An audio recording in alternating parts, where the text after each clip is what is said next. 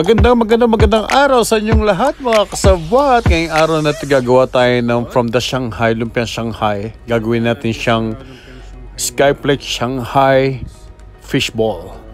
Are you ready? At ito na nga mga kasabwat. Lalagyan na natin siya ng SKYFLAKES na dinurog. Parang breadcrumbs. Parang ganun yung dating niya.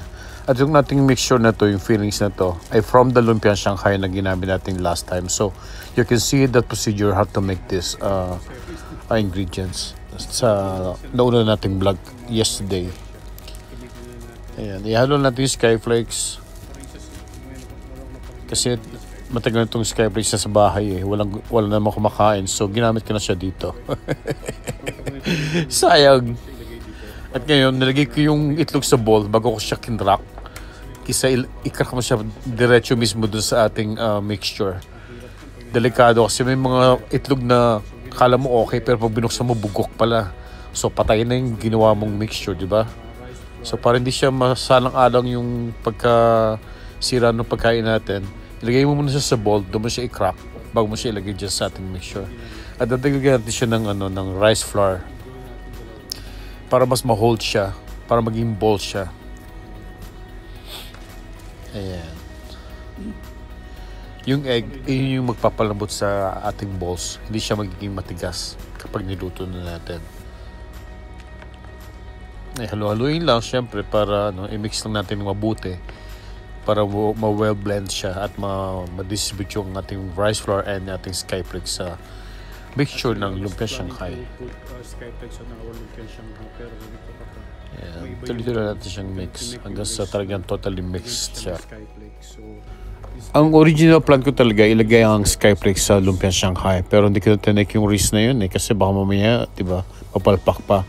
So instead, dito ko na siya ginawa, SKYFLAKES with the Shanghai fishball, nagawang fishball.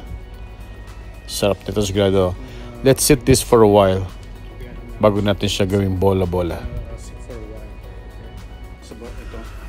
At ito na nga mga kasabwat. Gawin natin siyang bola-bola.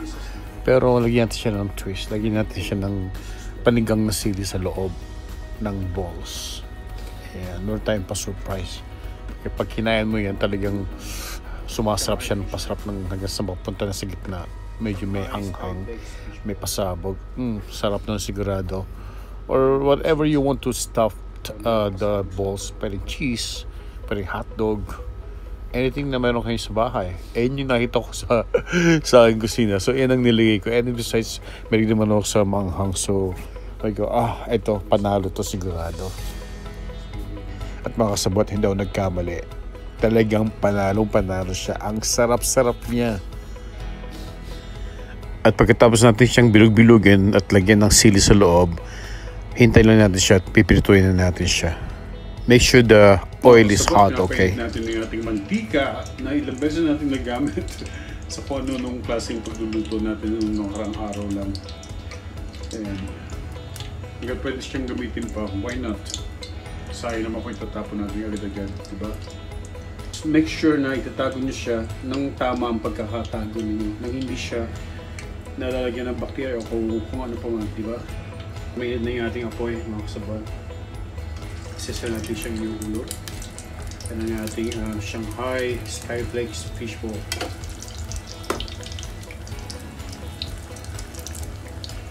With the twist. With pasabog. Ayun, no? I'm excited to try this. Sana mahang yung silid para talagang mas masarap. Kasi bilig ako sa mahang eh. Hindi na natin siya maluto. Ano pa na yung apoy kasi medyo malakas yung ating apoy kanina. So para hindi siya masunog at kilaw yung loob. Pagluluto naman na yung ating mga ingredients pero gusto ko medyo mas maluto pa yung loob kasi di ba nilagyan natin siya ng SKYFLAKES at ng rice flour. Tsaka ng itlog. At ng sili. Yung ating sili sa loob. Gusto ko medyo maluto-luto siya ng konti. Di ba yung half cook? Napaka-okay lang naman. So, kung nasunog yung loob, kilaw yung labas. Ay, ha?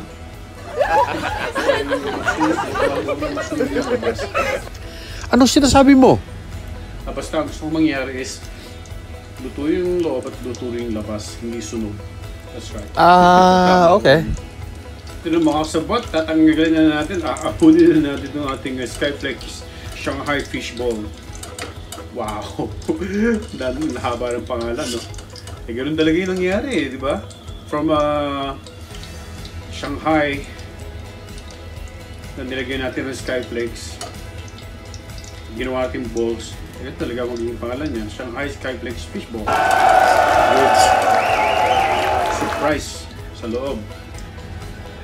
And at this moment, I'd like to say shout out to all my St. Mary's College batchmate and San Luis Elementary School. Kamusta kayong lahat? Grabe. Ay, grabe. Masarap nito. Masabwat. Grabe ang sarap nito. And if you like this video, don't forget to like, share, comment, and subscribe. And please don't forget to click the notification bell for more videos. Thank you so much for watching. Bye for now.